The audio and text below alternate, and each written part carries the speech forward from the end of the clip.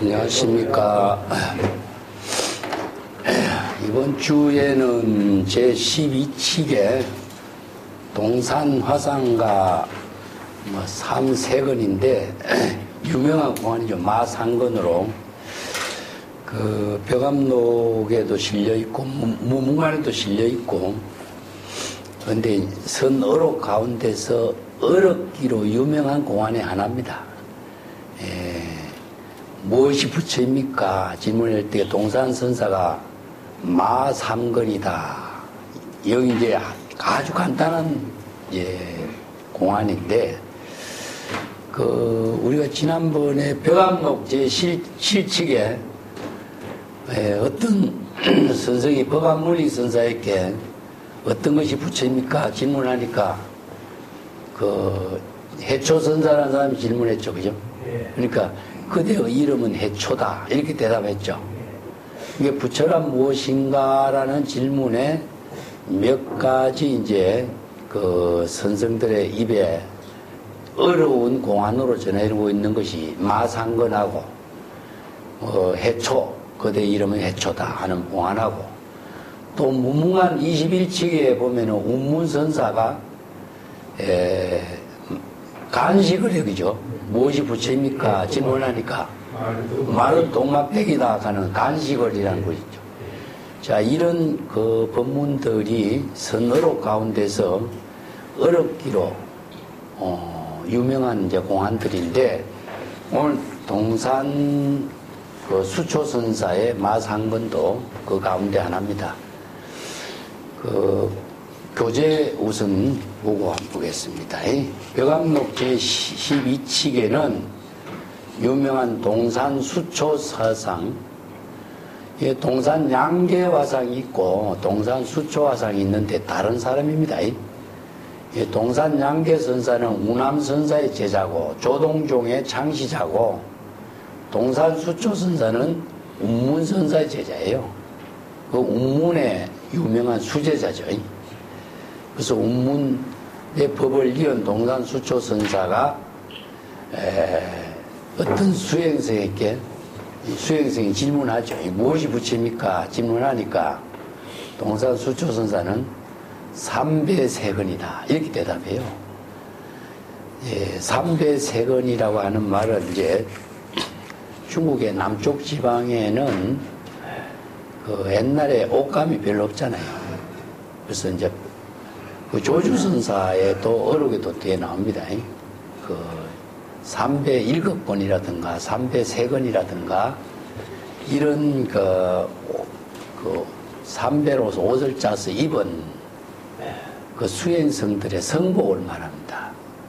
그렇기 때문에 이것이 이제 단적으로 이해한다면은 삼배 세건으로 만든 성복을 입고 있는, 수행하고 있는 그대가 바로 부처이다, 이런 말이에요.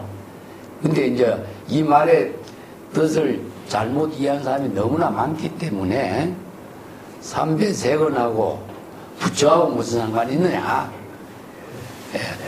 동막대기하고 부처하고 무슨 상관이 있느냐, 이런 거죠. 그죠? 자, 이게 우리가 선어록을 공부하는데 한 가지 주의해야 될 것이 무엇이냐면은, 인도의 경전의 불교는 법의 종교입니다. 법의 종교.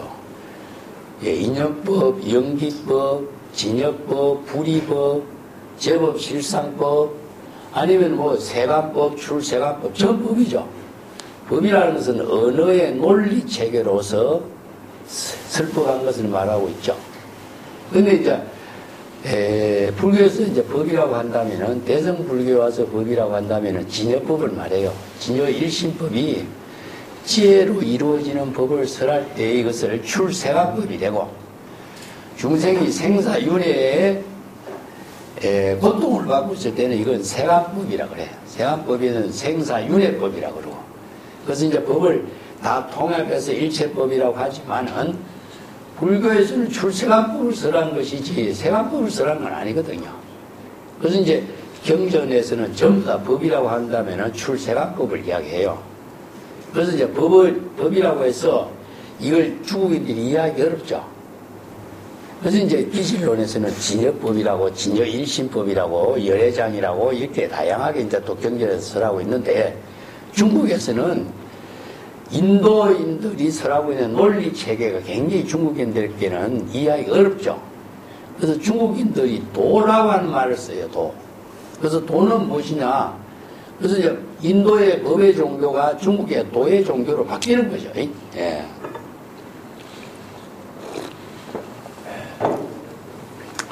도는 일체체에 두루 편만되어 있다. 일체의 모든 자연 존재가 무의 자연이 다 도요 세계로 이루어져 있다.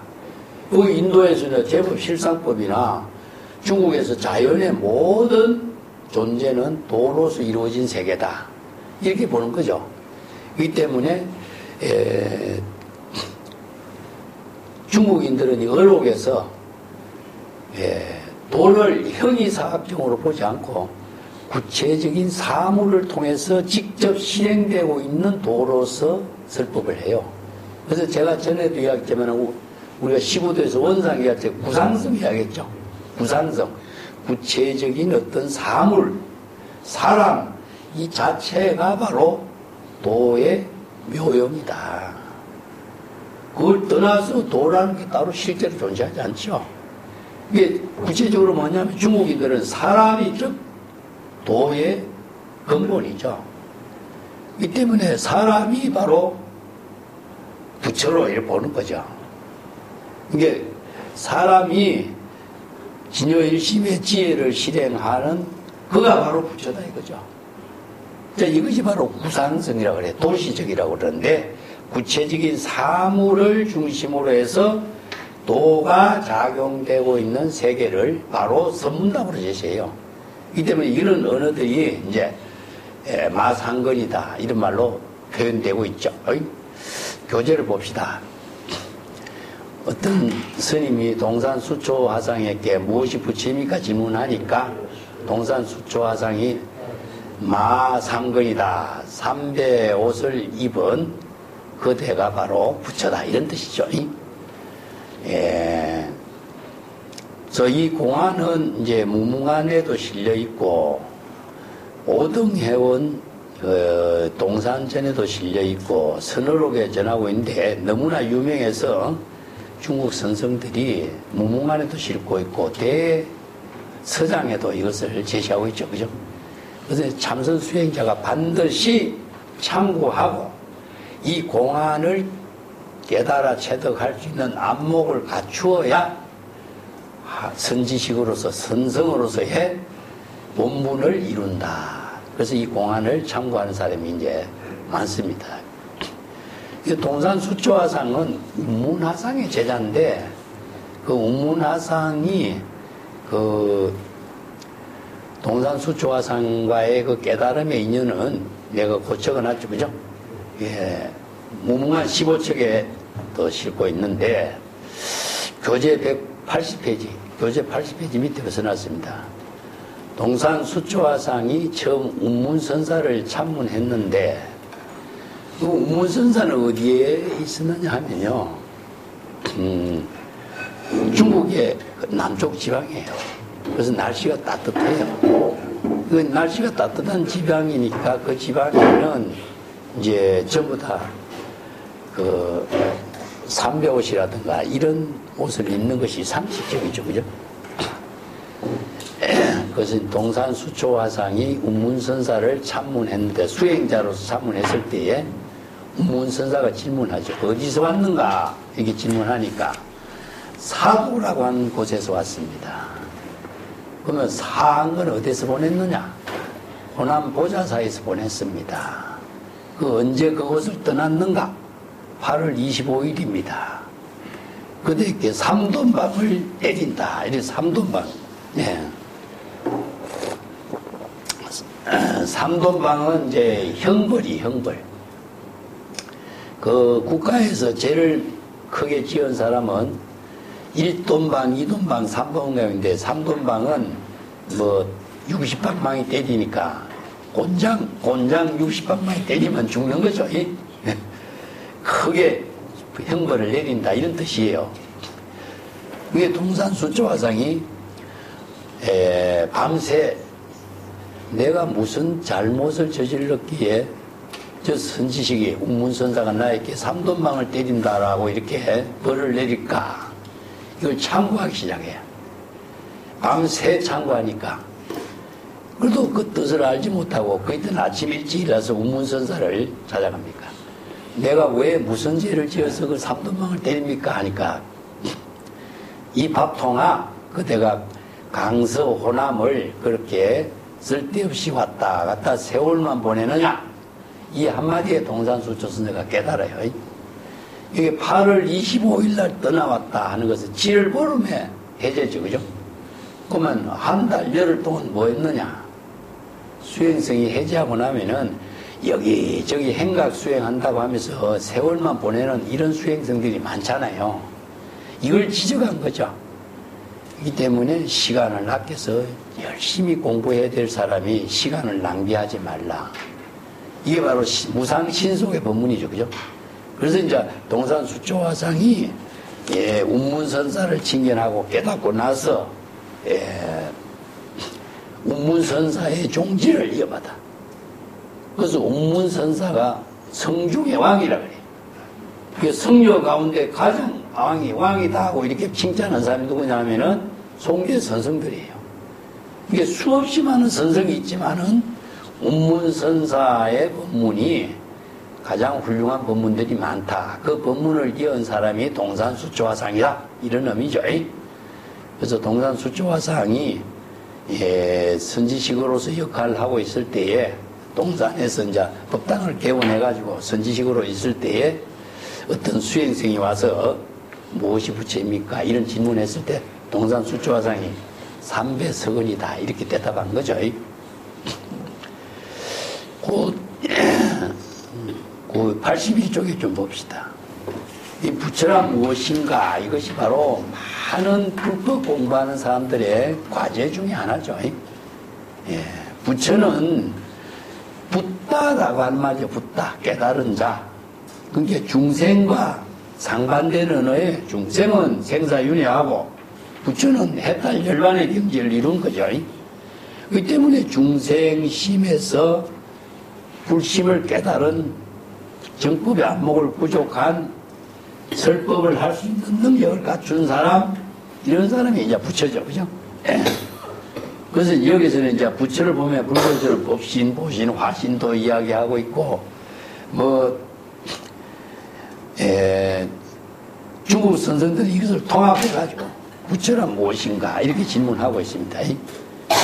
근데 이 질문에 대해서 이제 중국 선생들은 여러 가지 대답하고 있는데, 동산수초화상이 삼배석언이다 이 한마디 법문하고, 무엇이 부처입니까? 질문에 운문선사는 말은 똥막대기다. 그 운문선사가 동산수초의 서성이죠, 그죠? 그래서 이 두 공안이 가장 어려운 과제 중에 하나다 이런 뜻입니다. 그 다음에 이제 해초선사에게 해초선사가 질문한 그대가 해초다. 왜 부처를 다른 곳에서 찾느냐? 이런 이제 법문이죠. 82쪽에 갑시다.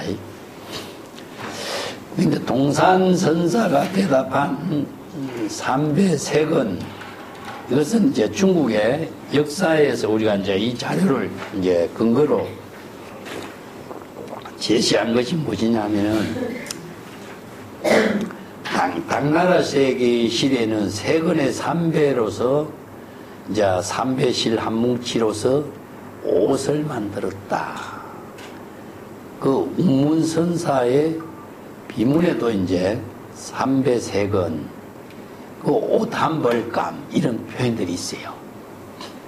그리고 조주선사에도 만법이 하나로 돌아가는데 하나는 어디로 돌아갑니까? 이런 질문에 노성이 청주에 있을 때에 성보 한 부를 만들었는데 마포가 7건이 되었다. 이런 표현을 쓰죠. 조주는 북쪽이죠. 조주는 북쪽에 있었기 때문에 옷감이 많이 들어가는 거예요. 남쪽에는 더운 지방이니까 옷감이 적게 들어가는 거예요. 이제 이런 표현들이 그 옷을 입은 걸 말합니다. 자, 요 법문에 대해서 어느 극건선사의 법문을 우리가 보겠습니다. 어느 극건선사는 그 시중 법문인데 시중 법문의 이제 첫 번째 살인도 할인법이었죠, 그죠? 동산선사가 설법한 마상근이라는 법문은 이런 뜻입니다.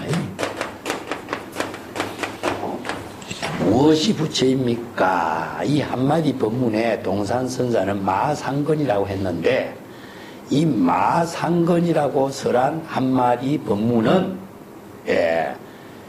살인도인과 동시에 할인금이다. 살인금 뭐죠?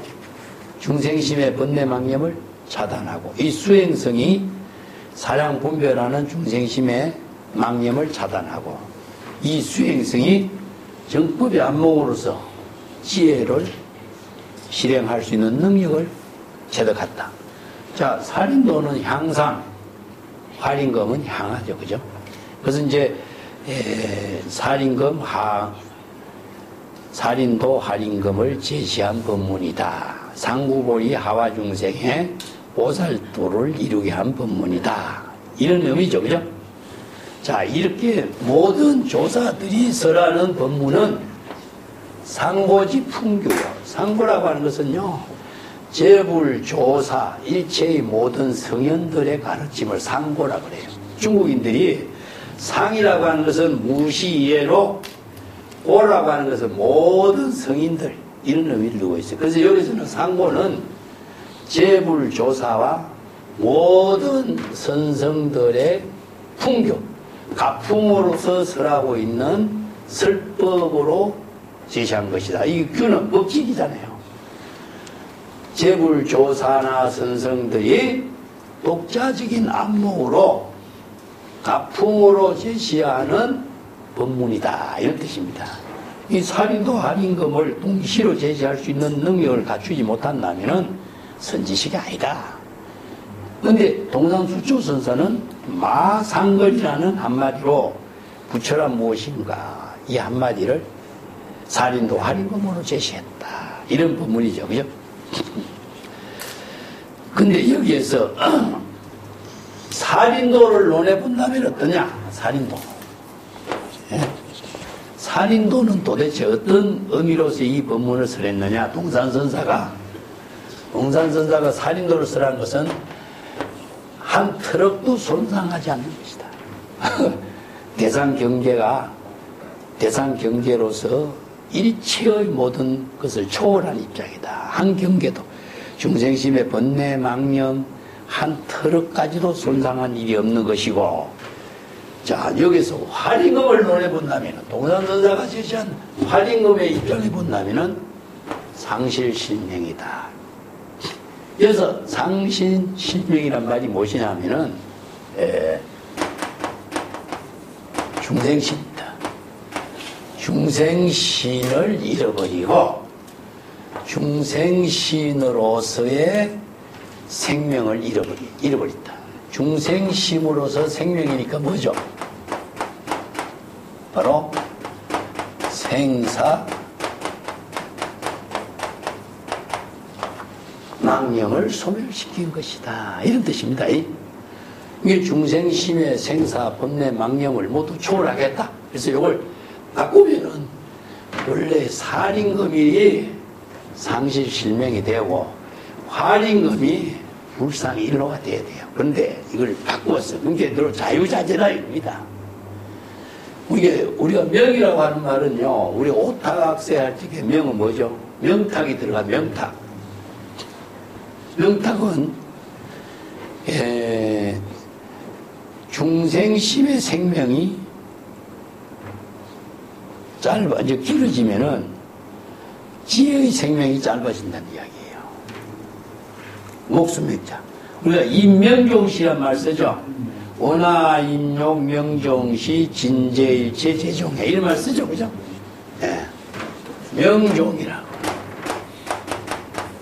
명종시라고 쓰는데 이 명종시는 무엇이냐면은 중생의 생명이 끝날 때에 이런 뜻입니다. 이걸 잘못 이야기한다면은 인간이 목숨이 끝날 때라고 이해하면 안 돼요. 중생심의 생명이 끝날 때에 지혜를 체득하죠. 그죠? 발심수행해서 원하 임용 명적시 내가 중생심의 생명이 끝날 때에 왕생극락하는 거예요. 이게 육체적인 생명이 아니라 번뇌 망념의 생명입니다. 그걸 잘못 이해하면 안 되죠. 예. 그래서 살인도 할인금은 이렇게 중생신을 잃어버리고 중생심의 번뇌 망념의 생명을 모두 차단하고 불심의 지혜를 이루게 하는 법문이다. 이게 바로 동산의 마상거의 법문이다. 그래서 대사 1번 대활현전 이런 말 쓰죠. 그죠? 이건 같은 말이에요. 대사 1번 대활현전이라.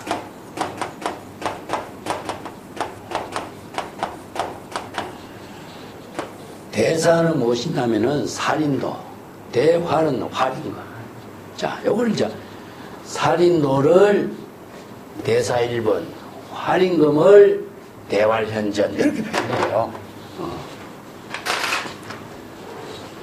그 밑에 구절은 그래서 향상일로는 천성부전이요. 야, 향상일로는 천성부전. 이 구절은 그 반삼보적선사의 유명한 법문인데 잘 알아둬야 됩니다. 마조의 제자 반삼보적선사의 법문인데 향상일로는 뭐죠? 향상일로. 발심수행에서 상무보리를이죠. 그죠? 상무보리를 이루고 본래 열반으로 되돌아가는 것이 향상일로라. 그래서 일로 열반문이라 그래. 그러니까 발심수행에서 망념을 자각하고 살인도 할인금을 썼을 때 향상일로가 이루어지는 거죠. 그죠? 예. 그러니까 자신의 본래 면목을 깨달아 체득하게 된 경지가 향상일로라. 그래서 일로 열반문이라 사실은, 예, 요걸 줄이면은 요거 이렇게 지울게요. 네.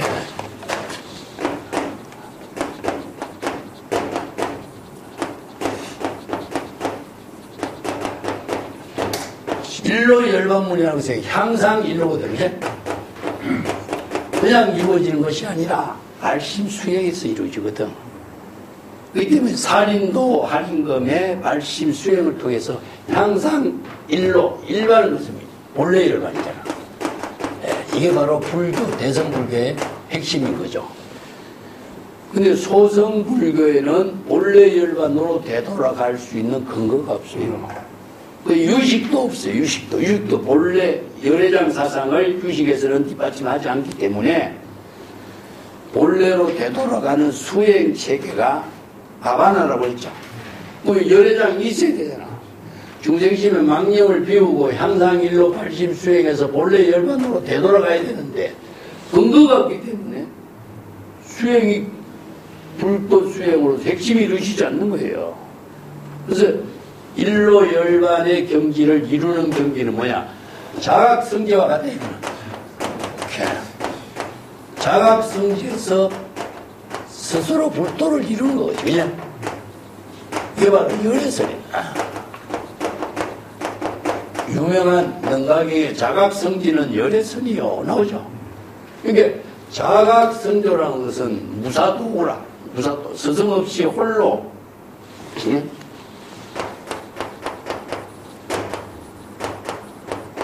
지난 시간 우리 공부했어요. 우리가 깨달음을 이루는 것은 스승에 의해서 깨닫는 것도 아니야. 이 큰 당나라에는 선사가 없다 그랬죠. 무사도호회를 각자가 발심 수행해서 본래 열반의 경지, 본래 진면목을 깨달아 체득하는 것이 불교의 수행이거든. 그런 경지를 이루는 데는 천성이 법을 전한다든가 천성도 이 경지를 전해줄 수 있는 게 아니잖아. 이게 법을 누가 전해준다? 있을 수가 없어요.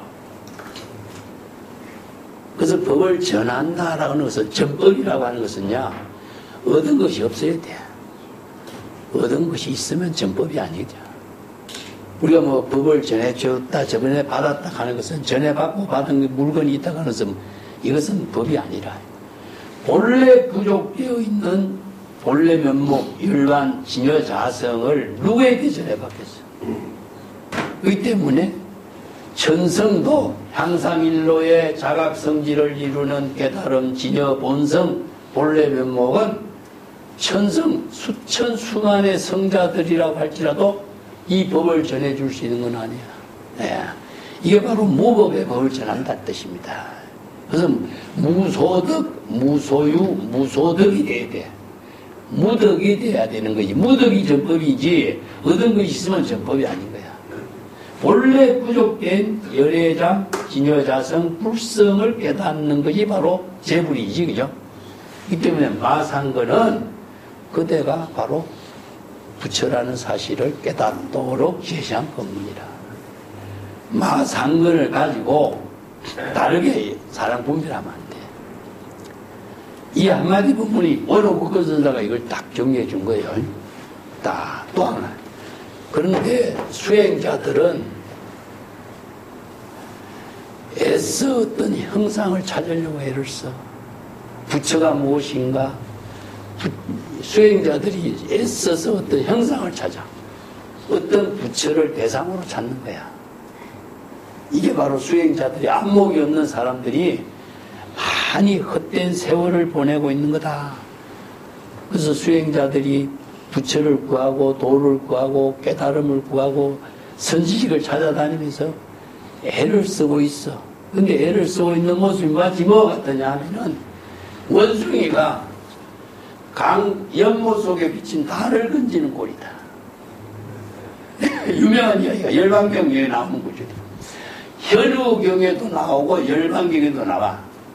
그래서 일본에 가면은 그 금각사에 가면은 이걸 그림으로 크게 그려놔서 방장실에다가 나도 거기서 이제 이걸 배웠는데 원숭이가 수많은 원숭이가 나무에서 물속에 있는 달을 건지기 위해서 손에 손을 연결해갖고 달을 건지려고 하는 그림을 그려놔서 나중에 다 떨어져 죽죠. 이게 어리석은 모습이라. 자, 물속에 있는 달이 실체가 아니죠, 그죠? 예. 이게 뭐냐? 언어를 말하는 언어. 하나와 같은 언어를 통해서 도를 구하려고 한다. 여기에 이 문제는 뭐냐? 마상근이라고 설하고 있는 이 법문은 하나와 같은 임시방편의 언어인데, 하나와 같은 임시방편의 언어를 통해서 불법이 있는 것이냐, 도가 있는 것이냐, 그 길을 이웃거리고 있어. 사람이 그 어귀에서 속박돼서 벗어나지 못하고 있다. 이걸 지금 지적하고 있어요. 이게 굉장히 중요한 법문이죠. 예.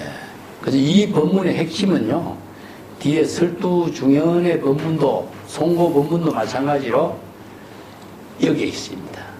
아상근의 법문이, 방편 법문이 언어고 화나고 실체가 없는데 많은 사람들이 안목이 없어서 마상근이 동산의 법문인 것이 그냥 착각하고 있는 거예요. 동산의 법문의 핵심이 마상근이 있는 것이 그냥 착각하고 있어요. 그래서 이 달을 가리키는 손가락이 뭐죠? 지월이죠, 그죠? 부처님이 법을 달을 끝내준 거 아니잖아. 달을 지시한 거지. 동산의 법문도 달을 지시한 것이고 부처를 지시한 것이지 부처를 끝내주는 거 아니잖아. 근데 사람들이 착각하고 있냐. 이게 원숭이가 물연못에 빠진 달을 건지려고 하는 거와 어리석은 모습이다. 이걸 지적한 거죠. 네. 그 다음에 구절은, 자, 그렇다면은 천성도 전하지 않는 불법, 이미 천성도 이 법을 전할 수가 없잖아, 그죠? 재불조사도 전할 수 없는 이 불법을 어떻게 해야 될 것인가? 어떻게 해야 그러면 이 법을 깨달아 체득해야 될 것인가? 자, 여기에서 수많은 선성들의 공안이 제시되고 있는데 이 수많은 선성들의 공안, 동산장계 선사와 같은 공안을 통해서 이 법문의 핵심을 어떻게 깨달아 체득해야 될 것이냐. 여기서 갈등이란 말이 나오죠. 그죠? 예, 갈등. 갈등과 공안. 갈등은 언어를 갈등이라고 합니다. 언어. 공안은 뭐죠? 정법을 제시하고 있는 법칙을 말해요. 법칙. 이 언어가 수없이 많은 언어가 선생들의 법문은 정법을 제시하고 있는 법문이다 이런 뜻입니다. 이 공안은 이제 관공서의 귀한 용지인데 법률로 정해지면은 모든 사람들이 이 법률에 맞추어서 사회생활 질서를 유지할 수 있도록 만드는 거거든요. 그래서 선생들의 수없이 많은 언어는 그냥 언어가 아니다. 출세간의 언어다. 이 출세간의 언어가 여법학의 지혜를 이루고 정법을 깨달아 체득할 수 있는 언어로 이루어져 있으니 이 언어를 통해서 천성도 전할 수 없는 이 법을 마상건을하고 설한 이 법문을 통해서 깨달아 체득해야 될 것이다. 이런 뜻이죠. 근데 이 언어를 통하지 않고서 출세간의 지혜를 체득할 수가 없어요. 그래서 화나와 같은 언어지만은 이 갈등으로 언어로 제시하는 정법의 법문을 어떻게 참고해야 될 것이냐. 이게 바로 동산의 법문을 통해서 여러분들이 참고해야 할 과제다. 이제 제시합니다. 그래서 구한자, 정법의 안목을 갖춘 사람은 동산 선사가 설하는 마상건이라는 이 공안의 법문을 잘 참고해서 정법의 안목을 구족할 수 있는 지혜를 체득하도록 하라.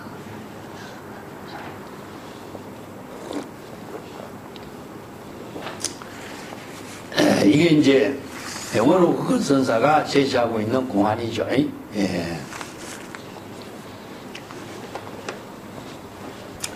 더 참고적으로 조금 더 한마디 더 제시하면은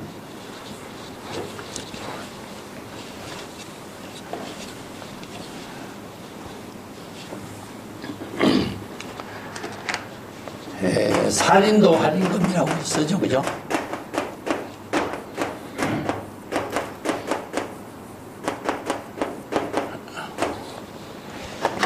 자, 이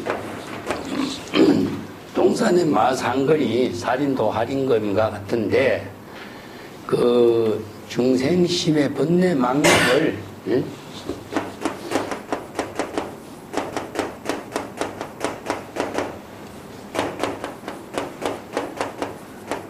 망념이 두 가지가 있어요. 네. 요건 견옥과 사옥이라 그래요.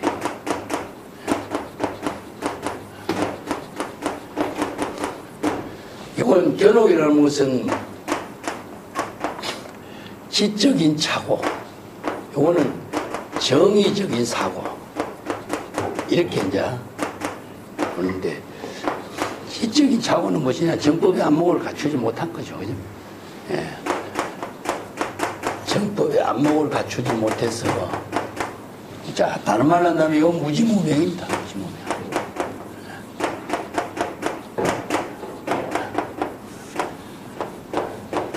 그래서 무지무명을 끊는 망념, 수행. 하나는 이제 사량 분별에 따른 여러 가지 중생의 미혹. 예. 중생심의 미혹. 중생심의 미혹이 통해서 뭐가 생기냐면은 팔만사천 번뇌가 일어나요.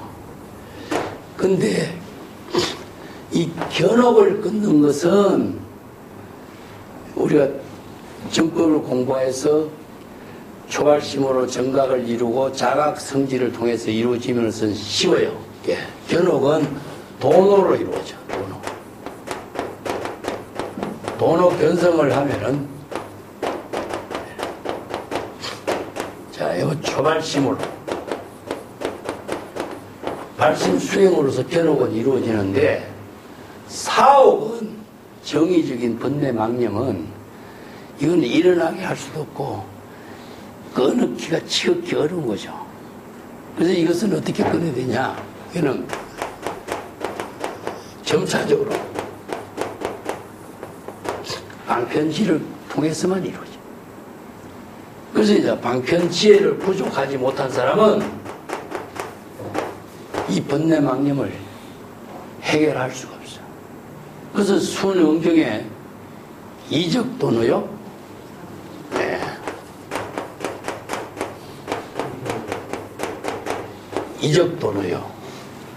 이건 이제 사비돈제라고 그래요.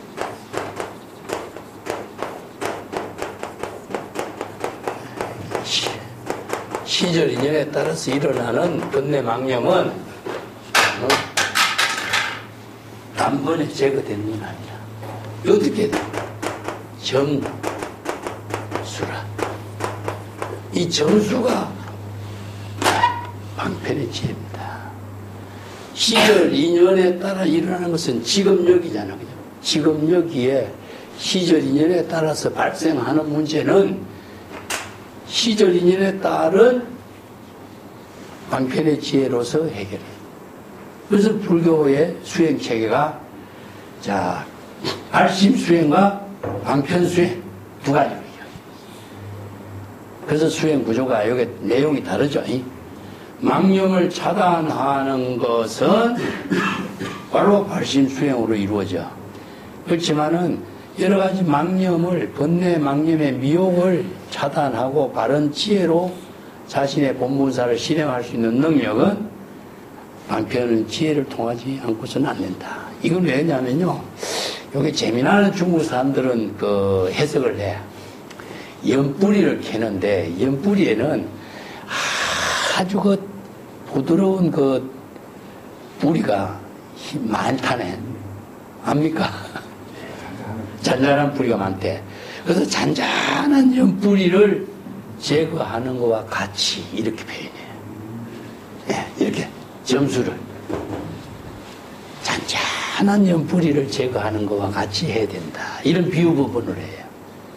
그래서 이걸 도노 점수 순응경에서는 그렇게 정리하는 겁니다. 그래서 이제 인도에서 전해지는 경전의 법문을 중국 불교에서는 다시 새롭게 수행 체계로 이걸 이제 정리해서 이, 사, 채, 용 이런 논리 체계로 갖고 정리하고 있죠. 자, 다음에는 이제 우리 교재 84쪽으로 넘어가 볼까요?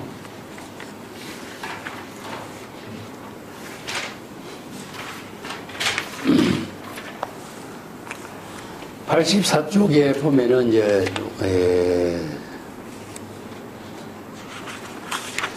설두 중현 선사의 개순이 나오죠. 근데 원호국건 선사의 평창을 내가 조금 소개를 하고 넘어갈까?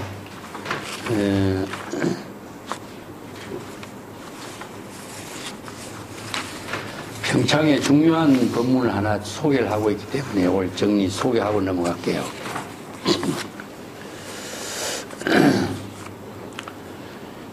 이 공안, 오늘 마상건이라고 설한 동산선사의 이 공안의 법문은 많은 사람들이 참 이해하기 어려운 공안이다. 너무나 단박해서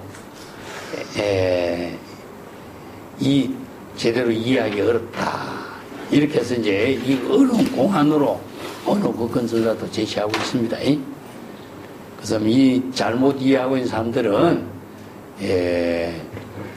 뭐 동산선사 그 당시에 창고에서 말을 저울질하고 있어서 마상건이라고 대답한 것이 아닌가 이렇게도 이야기할 수 있고 마상건이 바로 부처다 하니까 마상건이 바로 부처인 걸로 착각하는 경우도 있고 많은 사람들이 이렇게 착각하고 오해하는 경우도 많다. 근데 이 열쇠를 어느 국건사가 뭐라 했냐면 이렇게 설명합니다. 그대들이 이처럼 동산선사의 말을 이것저것으로 사량 분별하고 생각한다면은 미륵 부처님이 하생할 때까지 참고해도 꿈에도 깨닫지 못한다. 왜냐? 말이란 돌을 담는 그릇일 뿐인데 사람의 뜻은 전혀 모르고 다만 말만 따지고 어찌 핵심을 깨달을 수가 있겠는가. 여기 중요한 말이 뭐죠? 말은 돌을 나르는 도구다. 이 구절이에요. 굉장히 중요한 거죠. 그죠? 내가 자주 이야기했죠. 그죠? 이게 동사, 이제 원어국권선사가 원어국권선사의 언어에 또 자주 쓰고 있는 말인데, 언어라고 하는 것은 돌을 나누는 도구다. 이게 오늘 우리가 공부를 같이 해야 될 내용입니다.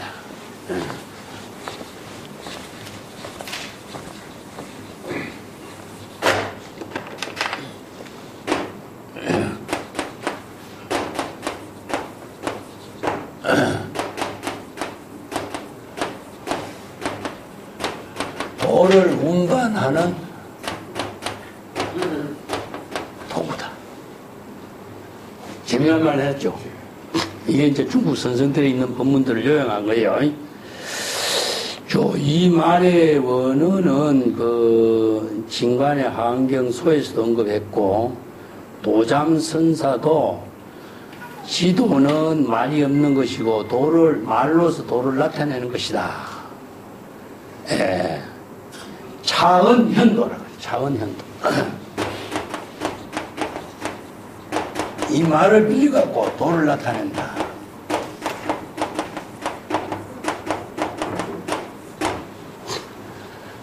동산의 마상건이라는 법문은 언어를 도를 제시하는 방편법문이라는 뜻이죠. 그죠? 그래서 유명한 원어국권사의 법문에 들어요. 도는 도본 뭐냐?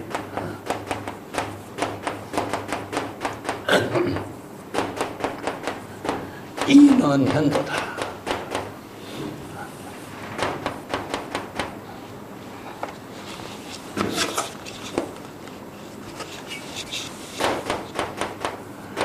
내가 자주 소개했죠. 이거는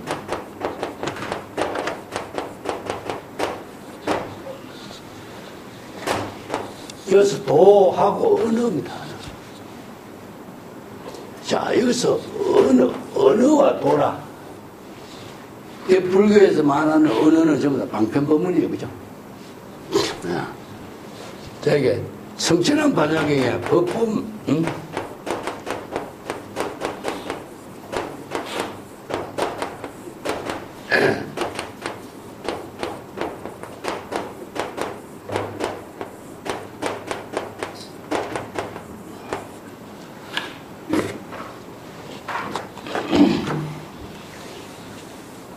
전부 다 같은 말입니다. 이 성천왕 반야경에 있는 말은 법이란 말을 썼어. 그죠? 영자는 언어입니다.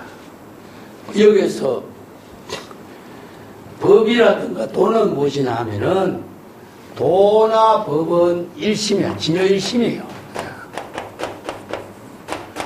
진여일심이 지혜로 이루어지는 것, 이런 뜻입니다.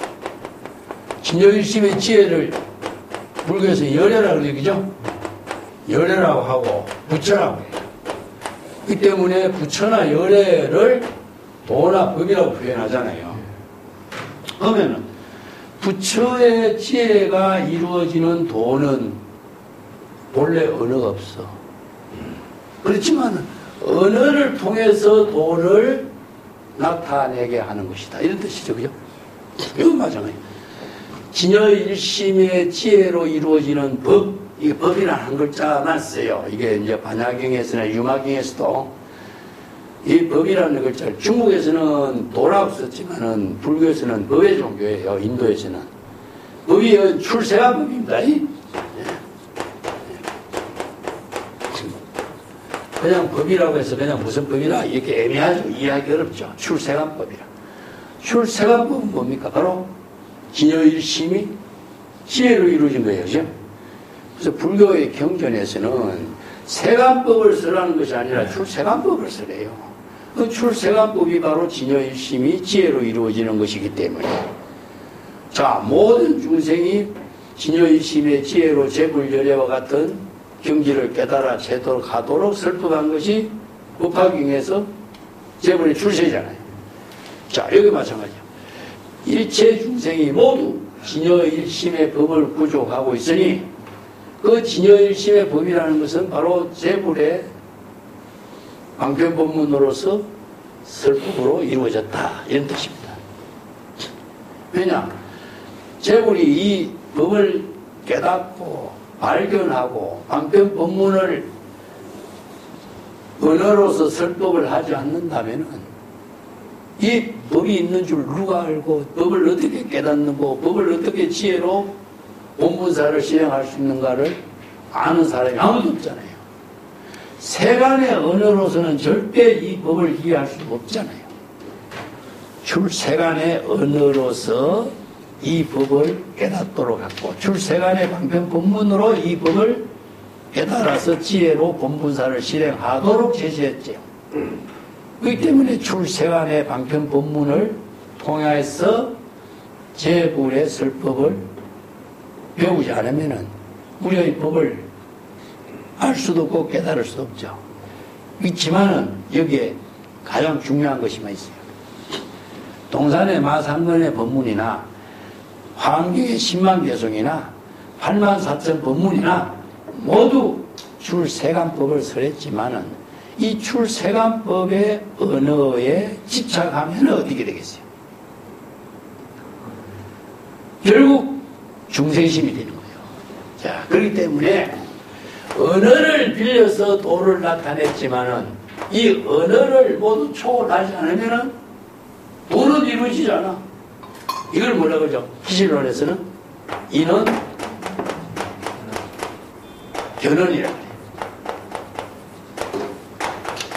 이 방편법문에 의거해서 발심 수행하고 방편법문에서 도를 이루지만은 이 방편법문의 언어를 떨쳐버려야 된다 이거죠.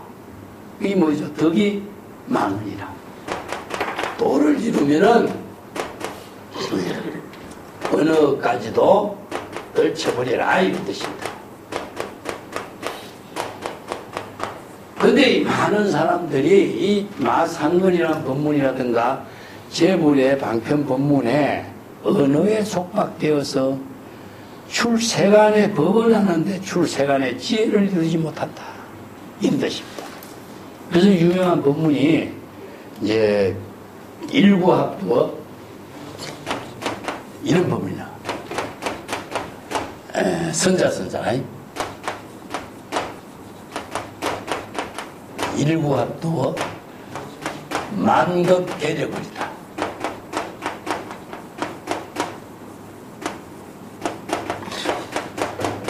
내가 자주 소개했죠, 그죠?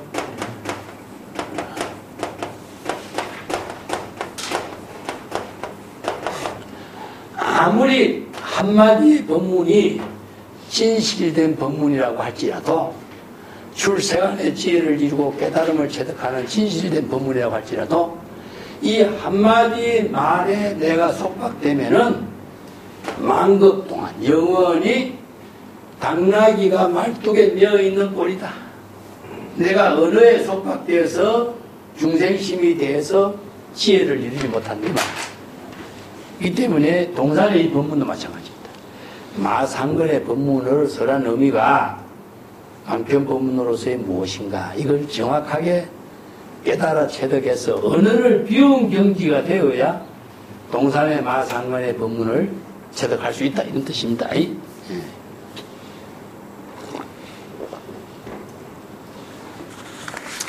자, 요 구절이 이제 언어를 통해서 언어를 초월하는 법문 이런 뜻입니다. 그 동산의 마상근이라고 하는 법문은 언어상에 있는 것이 아니다. 마상근이라고 하는 법문 그 자체는 방편으로 제시한 법문일 뿐이다. 그런데 동산이 제시하고 있는 방편 법문의 근본의 뜻을 깨달아 체득하지 못하면은 진정한 동산의 법문을 이해할 수가 없게 된다. 이런 뜻입니다.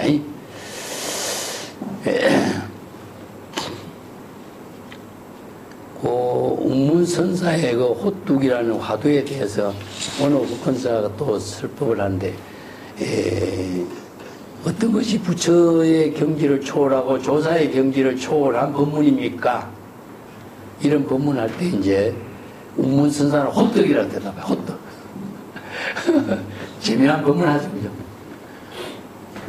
호떡이 왜 부처나 조사의 경지를 초월하는 법문이 되나?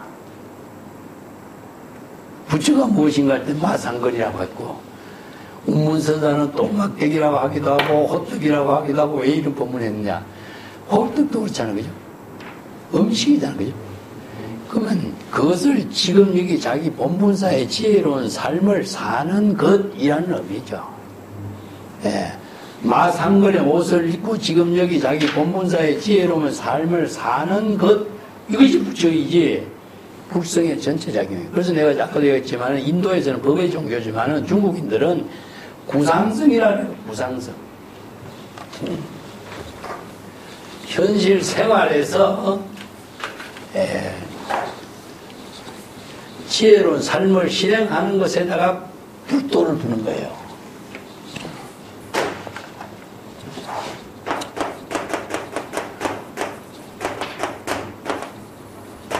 그 다음에 이걸 이제 그림으로 표현해요. 도시적인 사고를 이렇게 표현해요. 자, 이건 뭐냐면은, 불성의 전체가 작용하고 있는 것, 이런 뜻입니다. 그 불성의 전체 작용이 뭐죠? 바로, 평상, 심시, 도적. 자, 그렇기 때문에 이것이 평상심이라는 것이 마음만 작용하는 거 아니잖아요. 다른 말로 한다면은, 지금, 자기 본문사의 일을 하고 있는 것, 이런 뜻이죠. 이 때문에 굳이 부처라고 하는 것이 아니라, 성복을 잊고, 지금 수행을 하는 것, 지금 여기 자기 본분사의 일을 하는 것, 그것이 바로 불성의 전체 작용으로 삶을 살고 있는 모습이 부처인 거죠. 이게 중국인들은 구상성, 구체적인 사물과 생활 그 자체 가운데서 불도를 실행한 것이지 형이상학적으로 논리적인 사고체계로만 보려고 하지 않아요. 그 인도에서는 언어의 논리체계로서 부처의 세계를 제시하는 경우가 많지만 중국인들은 이것을 구체적인 사물의 하나하나의 작용 그 자체에서 진실과 도의 세계를 실행하도록 한 거예요. 이게 중국선 어록의 특징이라고 할 수 있죠.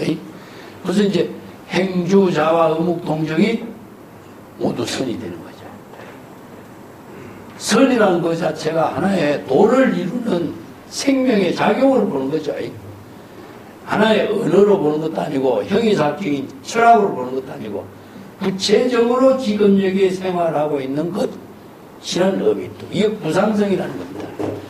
이 중국인들이 갖고 있는 하나의 특징. 그래서 인도 불교가 중국으로 전래되면서 중국적인 사고의 언어 체계라 생활 체계로 바뀌지는 거죠. 이런 점들이 중국인들에게 지혜로운 삶을 현실 속에서 전개하게 한 거죠. 예, 이런 점이 이제 중국 선불교의 특징이다, 이렇게 볼 수 있는 겁니다.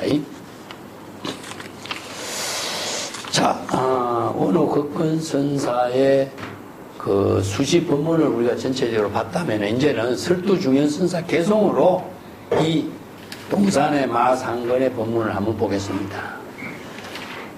84쪽 봅시다. 금호는 급하고 옥토는 속이라. 이 금호는 해죠, 그죠? 해. 금호는 해가 여기 금까마귀라고도 이렇게 표현하는데, 금까마귀는 해는 급히 날고,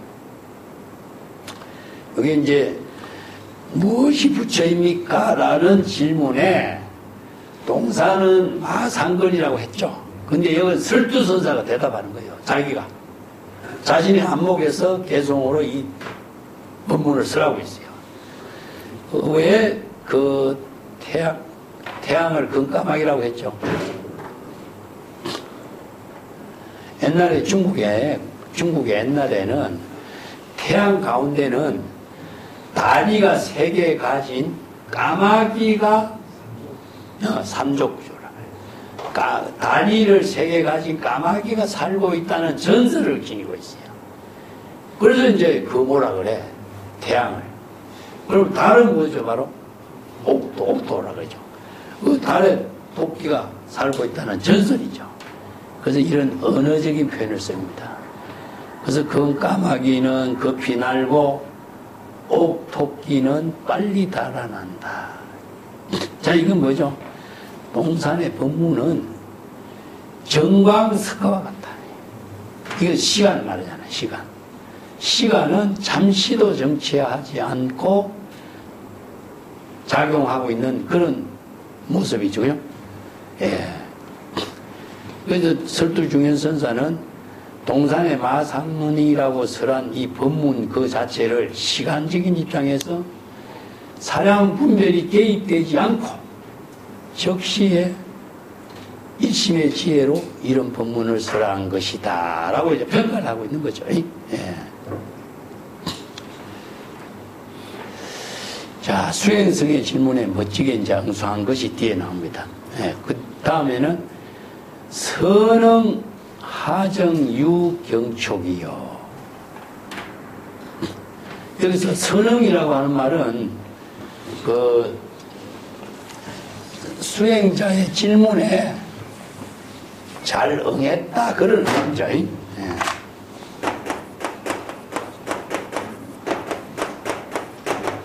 선응. 예.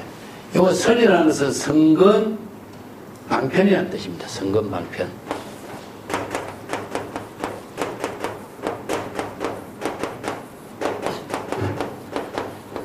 성근 방편의 지혜로서 수행자의 질문에 잘 대답할 수가 있었다.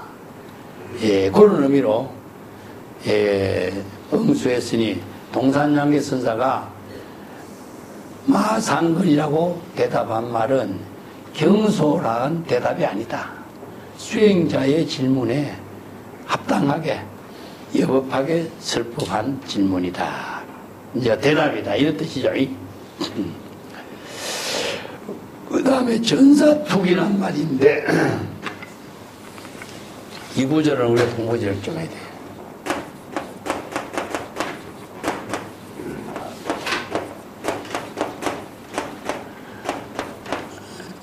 전사투기의 견동산이라 했었죠. 그죠? 전사투기의 견동산이라면 예, 파발맹구 이콩곡이란 말이 있죠. 그죠? 예. 예.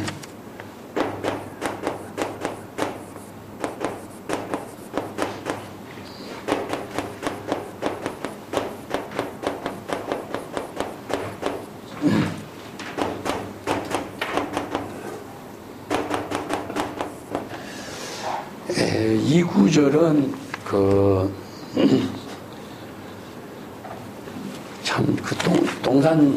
동산 수초선사의 법문을 이제 토대로 해서 이 개성을 읊은 걸로 나는 보고 있는데, 전사투기라고 하는 거, 이거 어려운 용어거든요. 동산 수초선사가 이런 법문을 해요. 언무 전사요.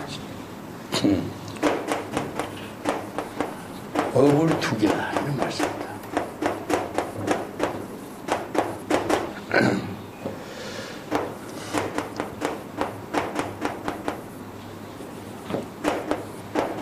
성언자는 상하고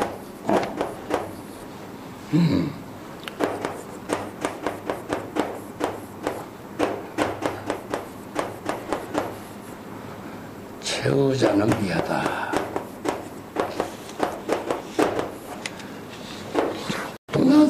수초선사 유명한 법문입니다. 이게 이 법문에 의거해서 이 개송을 쓴 걸 보니 전사 투기라는 말이 나와요. 그래서 이제 설두중현선사는 동산수초선사의 이 법문의 두 구절을 빌려와서 이렇게 읊어요. 그러니까 동산수초선사가 마상건이라고 설한 이 법문은 이런 뜻입니다. 마상건이라고 설한 법문은 이 전사는 무엇이냐면요, 방편 법문으로 설하고 있는 말로서 말이죠, 그죠? 방편 법문으로 설하고 있는 말로서 동산선사가 설하는 모든 선성들이나 재불조사가 설하는 방편 법문으로 설하고 있는 말은 임시방편이니까 임시방편의 언어 그 자체가 본분사를 전개하는 일이 아니다. 전사는 것을 본분사를 말해요. 시절인연에 따른 자기 본분사를 전개하도록 하는 말. 사실 방편 법문이 이거 본분사가 진실이잖아요, 그죠? 진실된 삶을 이루고 깨달음의 지혜로운 삶을 이루게 하는 일이라고 해서는 안 된다. 방편의 언어를 초월해야 이루어지지. 방편의 언어 그 자체가 본분사를 이루는 진실된 삶을 이루는 것이 아니다 이런 뜻입니다. 아까 이야기했죠, 그죠? 요 밑에 구절에 연결돼요. 그리고 방편 본문으로 설하고 있는 모든 말은 투기, 성기의 지혜를 이루게 하는 일이 아니다. 여기는 무엇이냐면요, 성기의 지혜를, 투기라고 하는 것은 우리가 선생들이 성기의 지혜를 실행하도록 하는 걸 투기라고 합니다. 투기계 이런 말을 쓰거든요. 성기의 지혜를 실행하는 방편 법문 개송이라는 뜻입니다. 이게 성기라는 것은 스승의 제자가 내가 지금 깨달아 체득한 안목이 이렇습니다 하면 질문을 던지잖아요. 그래서 자신의 언어로서 제시했지만은 자신의 안목을 제시하는 거잖아. 그래서 언어를 방편을 빌려가지고 안목을 제시하는 작용을 성기라고 해요. 이 때문에 언어 그 자체는 성기의 지혜를 실행하게 하는 것이 아니다. 여기 똑같아요. 본분사를 전개한다든가 성기의 지혜를 실행하게 하는 것은 방편의 언어 그 자체가 아니다. 방편의 언어를 사용했지만은 방편의 언어를 초월해야 된다는 소리예요. 그때 밑에 보시라. 방편의 언어를 개성하고 언어에 속박되어 있는 사람은 본분사의 지혜 생명을 잃어버리고, 언어에 걸려 있는 사람은 언어에 미혹해서 중생심에 타락하게 될 겁니다. 이 부분이 유명한 동산의 부분입니다. 그래서 마상건을 이해하려면은 동산의 이 법문을 이해하지 않고서는 안 돼요. 그래서 이 동산선사의 법문에 의거해서 설두중현선사가 이 법문을 하고 있어요. 그래서 설두중현선사의 이 법문이 전사는 무엇이냐? 바로 이 구절입니다. 전사. 마상건이라고 설한 동산선사의 법문은 본분사를 전개하게 하는 일과 방편의 지혜로서 작용을 실행하게 하는 일이라고 마상건을 이해한다면, 동산을 친견한다면 이때 동산 마상건이라고 설한 이 법문을 통해서 동산선사의 안목을 친견한다. 여기 걔는 무엇이냐면요, 본래면 뭡니다.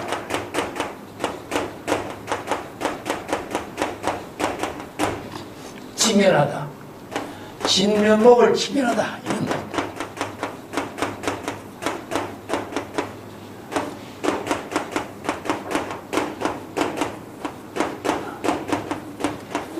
동산선사의 신면목을 친견하고자 한다 이런 뜻이죠. 동산의 전사, 투기, 마상건이라고 설한 이 법문, 동산선사의 법문을 통해서 동산선사가 진실된 본분사를 실행하는 것이다. 성기의 지혜를 실행하게 한 것이었다. 라고 동산선사의 진면목을 칭견한다고 한다면 이런 뜻입니다. 이 변이라는 것은요, 칭견이라는 것은 동산선사와 불의의 경계, 동산선사의 안목, 이런 뜻입니다. 그런 사람은 절름발이 자라가 되고, 절름발이 자라가 하고, 눈먼 거북이 텅 빈 계곡에 들어가서 빠져 죽는 꼴이다, 이런 뜻입니다. 자, 마상건을 이렇게 어떻게 공부해야 될 것인가, 이 과제가 여기 있어요. 파별은 무엇이냐면요, 절름발이 자라. 절름발이 자라가 혼자 가기 어렵죠. 그러면 눈먼 거북이도 혼자 가기 어렵죠. 그러면 절름발이 자라하고 눈먼 거북이 손을 마주해서 자라는 거북이에 눈이 대주고, 거북은 절름발이 자라를 이렇게 얻고 갈 수가 있으니까, 이게 둘이서 이제 함께 가는데 어디로 가냐면은 계곡에 빠져요. 깊은 텅 빈 계곡에 빠져서 거기에 함정에 빠져서 버리라는 거예요. 이게 뭐냐 하면은 진퇴양난에서 벗어날 수가 없다, 이 뜻입니다. 이게 뭐냐, 안목이 없는 사람이 마상건이라는 공안을 이렇게 보게 되면은, 중생심으로 사량 분별해서 보게 된다면은 동산의 진면목을 칭견할 수 없고, 동산선사가 설하는 마상건의 법문의 진정한 뜻을 알지 못한다, 이렇게 충고한 겁니다. 그래서 이 법문의 내용이 굉장히 중요한 거예요. 자, 근데 저 동산선사 법문하고 같은 법문이 우리가 또 주목해서 같이 공부해야 될 부분이 무엇이냐면은 무문안에 있는 구절이 있어요.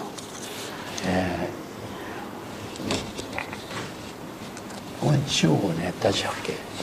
무문안 우리가 공부할 때 한번 봤는데, 무문 해결선사는 이걸 어떻게 편집했느냐면은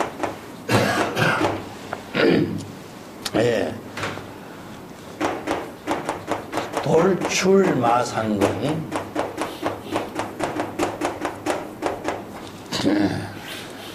은친,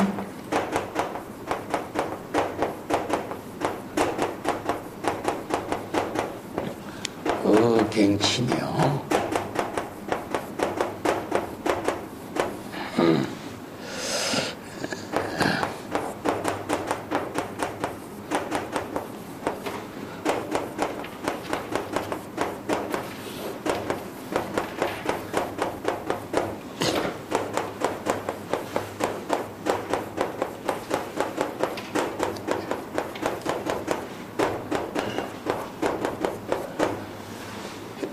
무문선사의 개성입니다. 무문선사는 이렇게 개성을 보여.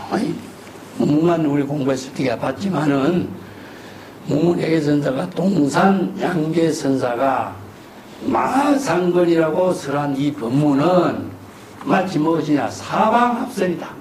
조개가 이렇게 입을 쫙 벌리는 것 같단 말이다. 입을 벌리는 것 어떻습니까? 오상육부를 다 드러내는 거죠. 본래 면목을 하나도 숨김없이 다 드러낸 법문이다, 이렇게 표현하고,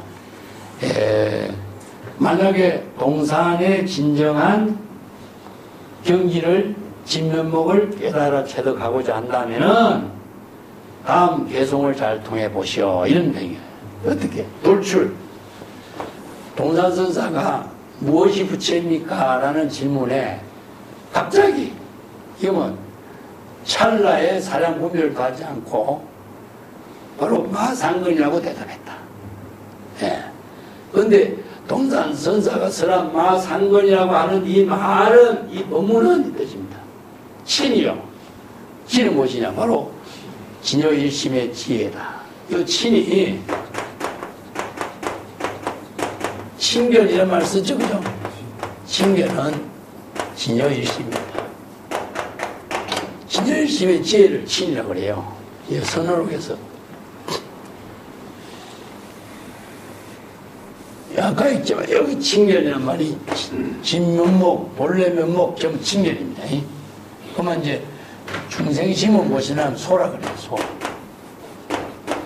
소와 친으로 나눕니다. 이건 중생이고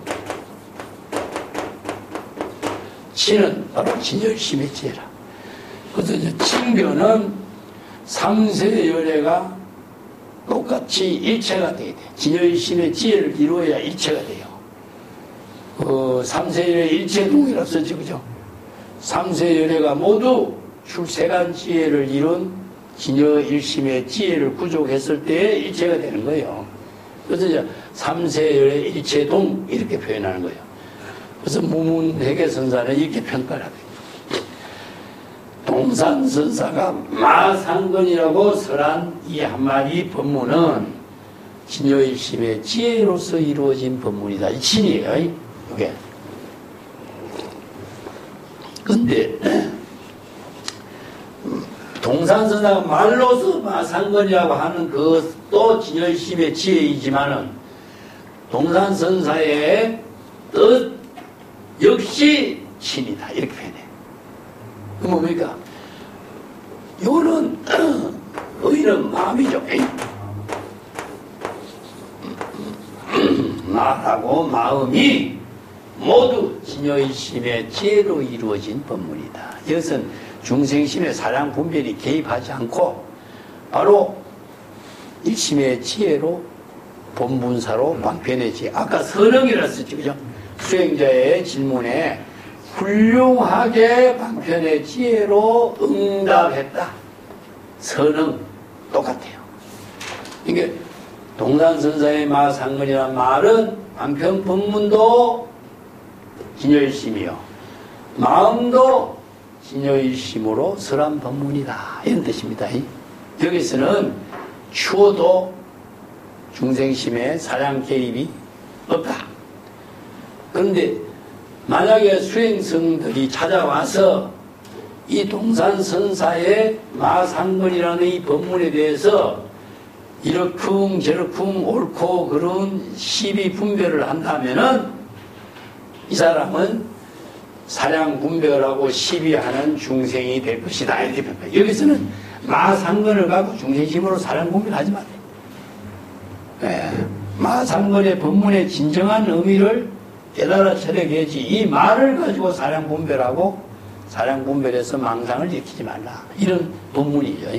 이게 무문회계의 법문하고 원호극근선사의 법문하고 설두중현의 법문이 이 마상건의 공안을 이해하도록 제시하고 있는 유명한 법문입니다. 예. 그 다음에 이제 화촉촉 면촉촉 했죠, 그죠? 꽃도 수북하게 가득 쌓였고 비단도 수북하게 가득 쌓였다. 이런 뜻이죠, 그죠? 자, 이거는 뭐냐? 동산선사가 마성건이라고 설한 뜻을 이제 지문광조선사가 이게 이제 대답한 거예요. 이제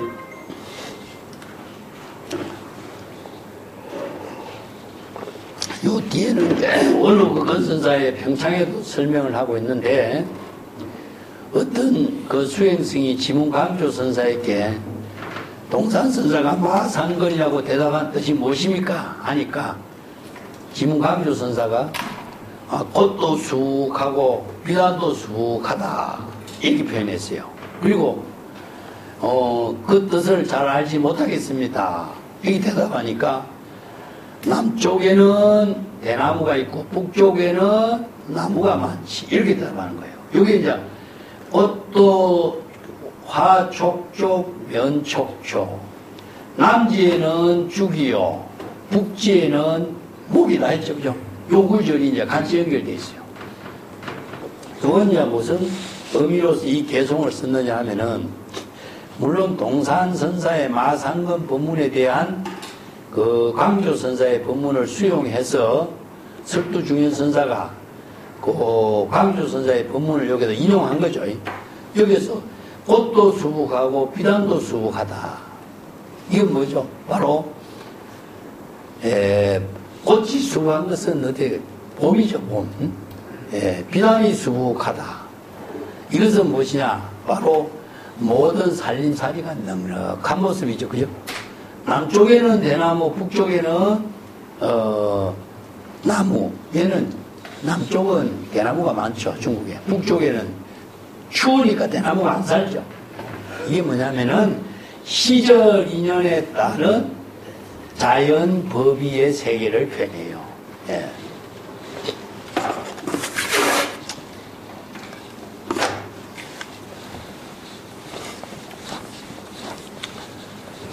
자, 이걸 이제 동산선사의 마상건에서 연결해서 이제 우리가 이걸 좀 공부해 봅시다.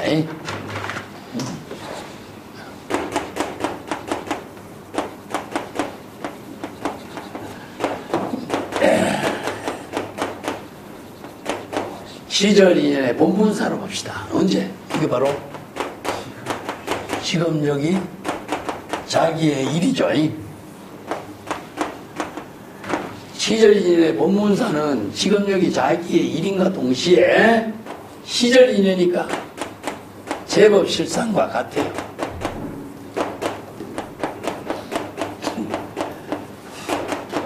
제법 실상법을 선에서 불교에서 뭐라 그러죠? 자연 법이라 그러죠. 그죠?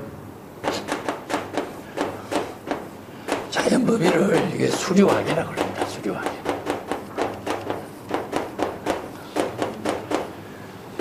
이게 수료하기를 운문선사는 뭐냐? 북쪽에서 비가 오고 남쪽 산에는 꽃이 피고 이게 시절 인연에 따라서 이루어지고 있는 계절의 변화가 모두 다 시절 인연의 일이잖아요. 자, 여기서 운문선사가 설법한 마상건이라 이도 수행자의 질문에 따른 시절 인연의 자기 본분사다. 이것이 어떻게 교육에 뭐가 가식이 들어가 있을 수가 있겠느냐. 이게 바로 시절 인연에 작용하고 있는 본분사의 묘용으로 선은 수행자의 질문에 합당하게 응답한 법문이었다. 이런 뜻이죠. 그런 말로 이제 꽃은 수북하고 비단도 수북하고 남쪽에는 대나무가 많고 북쪽 지방에는 나무가 많다. 이렇게 해서 이제 이 지문광조 선사의 법문을 토대로 해서 이렇게 법문을 이제 정리해서 읊고 있습니다. 그 뒤에 설두의 이제 별창의 이야기는 조금 이따 다시 한번 내가 또 설명을 할게요.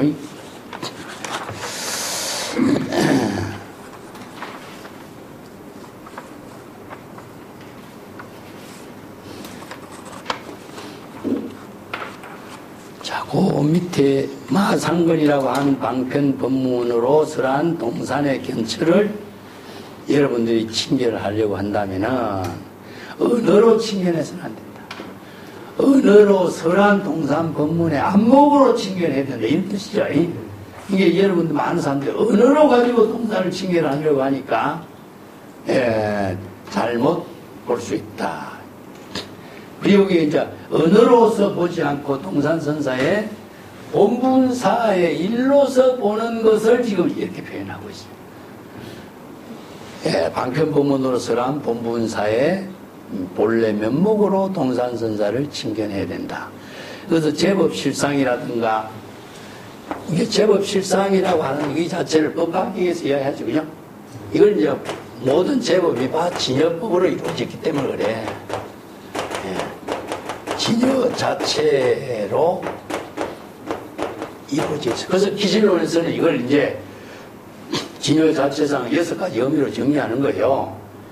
일체의 모든 존재는 외부의 힘을 의존받지 않고 진여 그 자체의 독자적인 지혜 생명으로 작용하고 있다.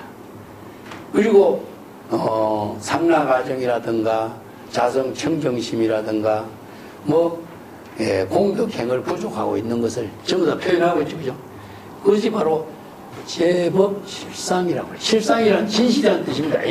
일체의 모든 법이 진실한 특성을 지니고 생명활동하고 있는 것을 기신론에 와서 이걸 진여 자체상의 용, 이렇게 재상용으로 설명하는 거예요. 이걸 이제 경전에서는 법과 의로 표현하고 있는데, 법은 뭡니까? 바로 진여고, 진여심이고, 의는 진여심이 지혜를 작용하는 거잖아요. 그래서 건강경에서 열애자 제법령이라고 그래서 하는 거죠. 이걸 이제 진여 자체상이라고 그래요. 중국에 와서는 제법은 뭐냐? 진여 자연법이다, 자연법. 그래서 이제 진여 자연이라고 그랬어요, 글쎄요. 진여 자연이라고 했어요. 그래서 같이 써요, 진여 자연법. 그래서 외부의 힘에 의존하지 않고 자체적으로 작용하는 능력, 자체적으로 실행하는 힘을 지니고 있는 거죠. 그렇기 때문에 스승에게서 배워서 이루어지는 것도 아니고 남에게 힘을 받아서 해주잖아요. 그래서 공이란 말은 일체의 모든 외부의 힘이 어느 까지도, 마상근의 어느 까지도 비워져야 이루어지는 거야. 이 의존하면은 자체로 작용하는 묘용이 죽어. 그래서 불교에서 공불공이라는 논리를 거기서 설해주고 있다. 이런 법문들이 이제 선성들은 제법 실상이라든가 자연법이라든가 이런 말을 구체적인 현실의 생활의 언어로서 그대로 제시해주고 있어요. 이게 바로 구상성이라는 거예요. 왜 마상근을 왜 꽃이다로 연결했지? 마상근을 왜 나무에다가, 남쪽에 대나무, 북쪽에 나무에다가 연결했느냐? 자연법이로. 이게 바로 중국인들이 은유적인 표현을 해요. 빙 둘러가지고 은유적으로 표현했기 때문에 깊이 사유하지 않으면 이해할 수가 없어요. 이런 점들이 이제 어록을 공부하는데 좀 하나의 난제이기 돼요.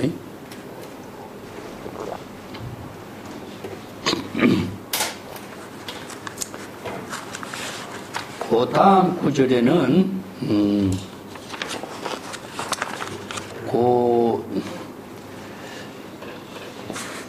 인사 장경 육대부하고 해도 합소 불합곡 이런 말이 나오죠, 그죠?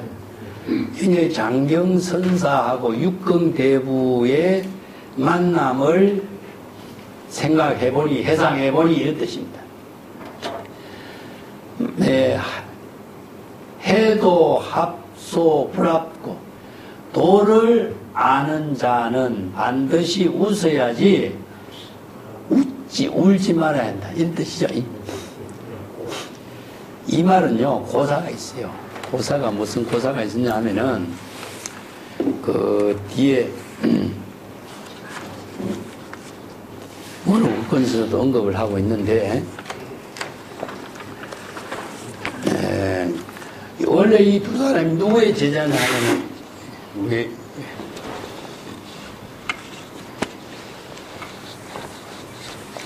남전 보원선사의 제자거든요.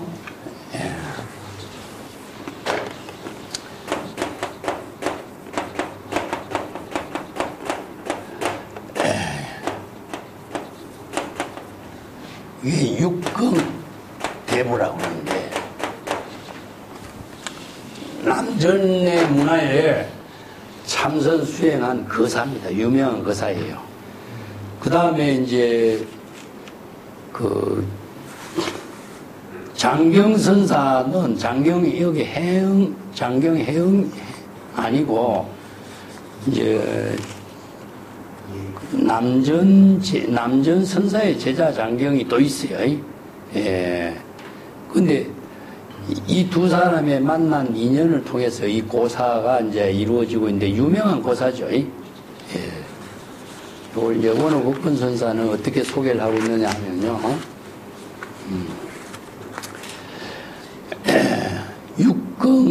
육경, 장경 대한선사가 있어요. 장경 대한선사다.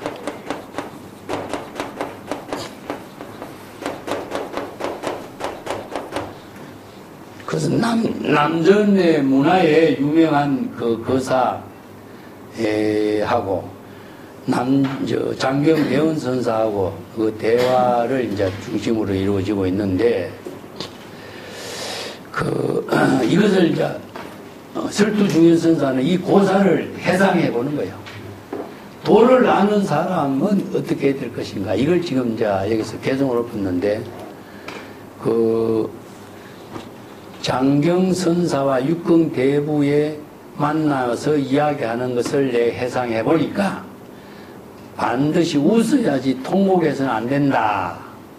이렇게 도를 안 한 사람은 말할 수가 있다. 해도라고 하는 것은요, 깨달아 도를 아는 사람은 이렇게 말할 수 있는 거고, 도를 알지 못한 사람은 이렇게 말 못하는 거예요. 근데 이 고사가 뭐냐면은,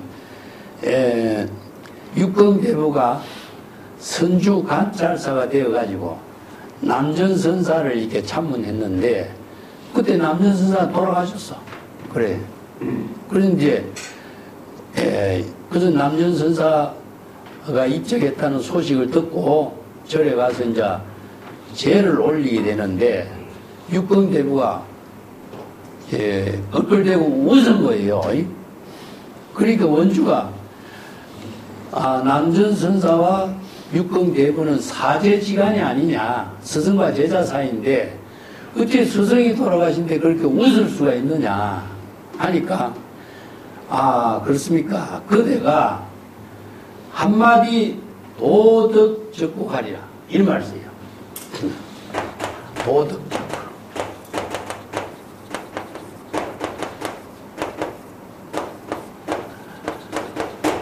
여기서 도덕이라는 것은 해도예요, 해도.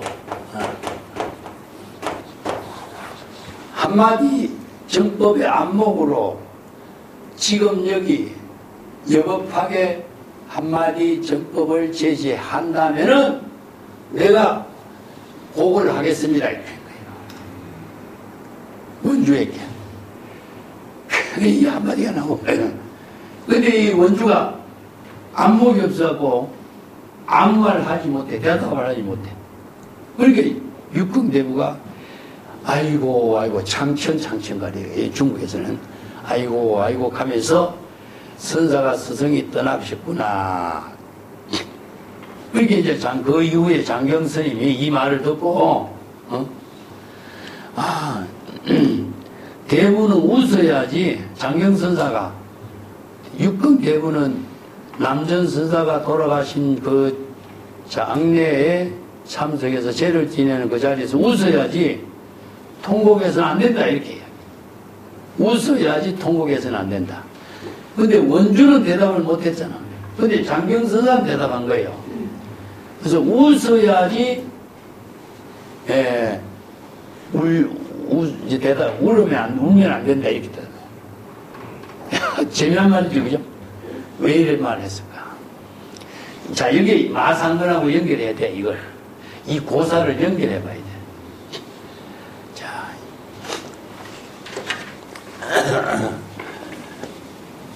우리가 여기서 세간법이 있습니다.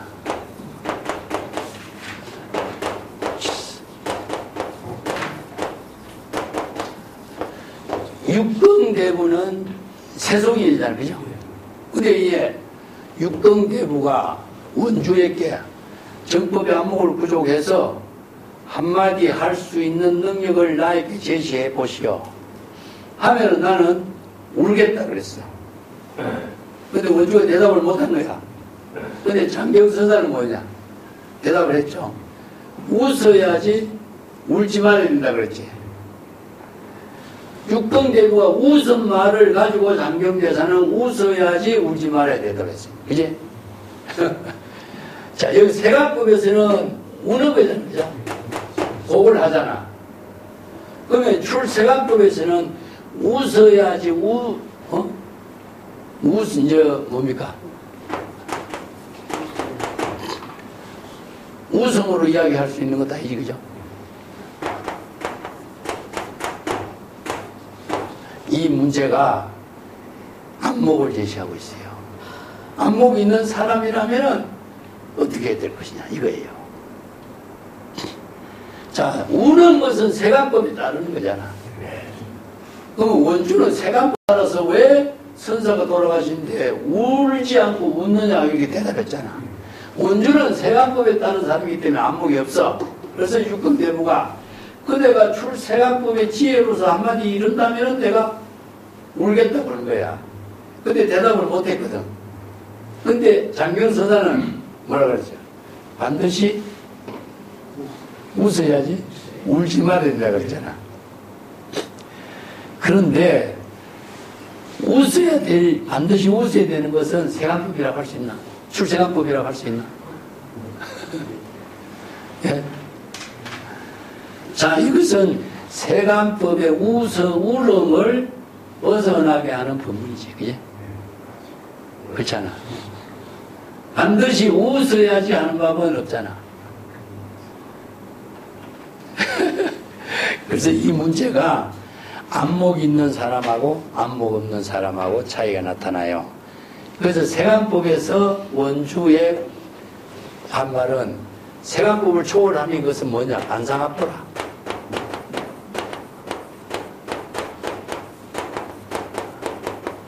이거 유마경에서 이걸 뭐라고 해? 비도행이다.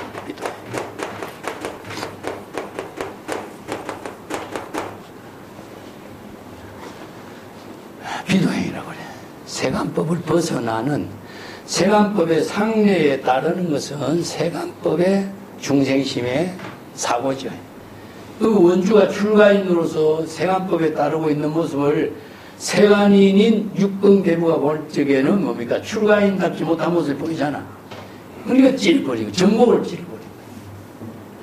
그대가 한마디 안목을 갖춘 말 한마디 한다면 나 울겠다.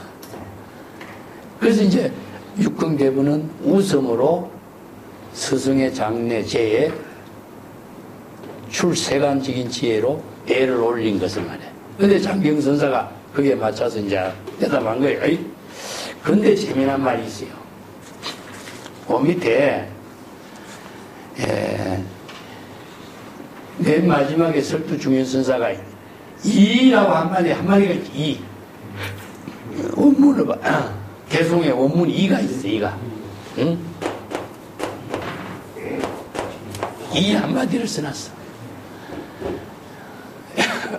설두중현선사가 이 고사를 제시하면서 왜 이를 붙였는가 하는 거예요. 예. 이를 왜 붙였을까? 이게 수행승들에게 제시하고 있는 과제이기도 해요.